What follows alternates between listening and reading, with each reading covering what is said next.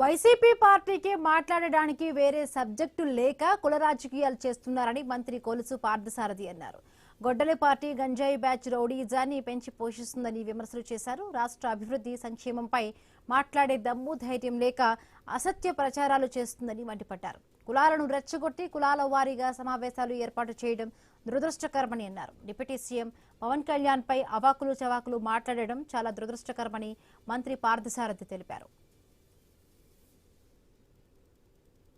YSR Congress party గొడ్డల party ప్రభుత్వాన్ని విమర్శించడానికి సిద్ధాంతపరమైన విషయాలు ఏమీ లేక రాష్ట్రంలో అన్ని వర్గాల ప్రజల సంక్షేమానికి కానివ్వండి, అభివృద్ధికి కానివ్వండి, రాష్ట్ర భవిష్యత్తు కోసం కానివ్వండి, అనేక గొప్ప కార్యక్రమాలు జరుగుతున్న పరిస్థితుల్లో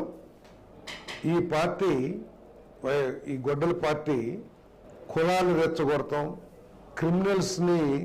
క్రిమినల్స్కి సపోర్ట్గా ఉన్నాము అనే భావన కలిగించి సమాజంలో క్రిమినల్స్ని ఎంకరేజ్ చేయటం, అదేవిధంగా గంజాయి బ్యాచ్ల్ని మీ అందరికీ మేము తోడున్నాం, మన ప్రభుత్వం 2009లో రాబోతుంది అని చెప్పేసి వీళ్ళందరికీ వైఎస్ఆర్ కాంగ్రెస్ పార్టీ అండగా ఉందనే భావాన్ని తీసుకెళ్తానికి ప్రయత్నం చేస్తూ రాష్ట్రంలో విధ్వంసకర పరిస్థితులను సృష్టించడానికి ప్రయత్నం చేస్తూ ఉంది.